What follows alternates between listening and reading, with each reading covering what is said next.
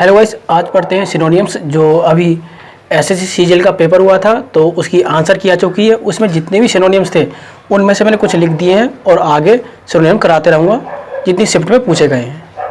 तो पढ़ते हैं सिनोनिम। जेनरिक, जेनरिक दे रखा है तो जेनरिक का मतलब होता है साधारण। तो स्पेसिफिक का मतलब होता है विशेष। प्रेसाइज का मतलब होता है शुद्ध, साफ। डेफिनेट का मतलब होता है निश्चित। और यूनिवर्सल का मतलब भी क्या होता है आपका, साधारण। तो इसका आंसर क्या होगा, यूनिवर्सल होगा। रीजाइंस का मतलब होता है शासन करना। तो टेरिटरी का मतलब होता है टेरिटरी का मतलब होता है राज्य आपका। और रूल का मतलब होता है नियम या शासन करना एक तरह से। स्पेस का मतलब होता है स्थान। और कंट्री का मतलब होता है देश। तो इसका जो आंसर दे रखा था उन्होंने रूल दे रखा था, शासन करना।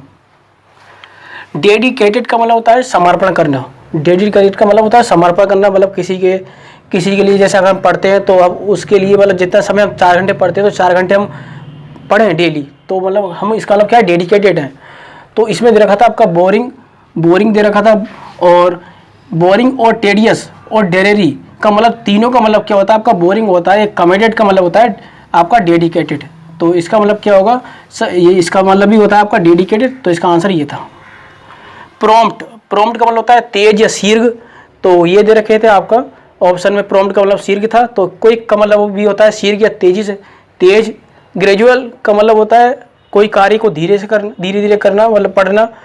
या स्लो का मतलब भी धीरे होता है। और लेंथ का मतलब होता है लंबाई। तो इसका जो आंसर दे रखा था उन्होंने क्विक दे रखा था।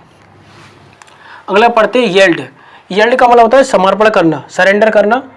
और समर्पण करना, और दूसरा होता है उत्पादन करना। दो अर्थ होते हैं इसके यील्ड के मतलब। तो गार्डन मतलब बगीचा, और ऑर्चार्ड बोलते हैं जो फलों का बगीचा होता है उसे ऑर्चार्ड बोलते हैं। ये हार्वेस्ट होगा, हार्वेस्ट बोलते हैं फसल के लिए।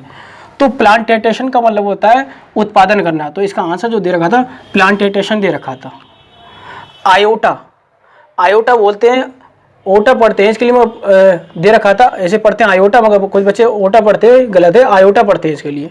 आयोटा का मतलब होता है विट मतलब किसी भी चीज़ का छोटा सा टुकड़ा। बॉक्स का मतलब पता ही आपके लिए डिब्बा होता है। लॉट का मतलब कोई चीज़ को अधिक मात्रा में होना। बैग का मतलब बस्ता। तो इसका जो आंसर दे रखा था वो क्या था, विट था। अगला पढ़ते हैं ट्रांसमिट का मतलब होता है किसी चीज़ के लिए फैलाना, मतलब विचारों के लिए फैलाना, ट्रांसफ़र करना। तो वो कहलाता है ट्रांसमिट। तो कन्वे का मतलब होता है समझाना। एक्सेप्ट का मतलब प्राप्त करना। कैच का मतलब पकड़ना। और रिसीव का मतलब भी प्राप्त करना। तो इसका जो ट्रांसफ़र करना, चीज़ों के लिए फैलाना, तो यहाँ पर क्या है, कन्वे करना, इसका आंसर दे रखा था। नंबरस का मतलब होता है आपका कोई भी चीज़ का अधिक मात्रा में होना। टोटल्ड करना मतलब संपूर्ण। फ्यू का मतलब होता है कुछ जिसे हम गिन सकते हैं। और सेवरल का मतलब भी होता है, सेवरल का मतलब भी कुछ चीज़ अधिक मात्रा में होना। नंबर्ड का मतलब होता है संख्या। तो जो इसका आंसर दे रखा था वो सेवरल दे रखा था, अधिक मात्रा में होना। तो आज के लिए इतना ही रखते हैं। अगर वीडियो पसंद आई है तो लाइक करिएगा, सब्सक्राइब करिएगा और शेयर कीजिएगा।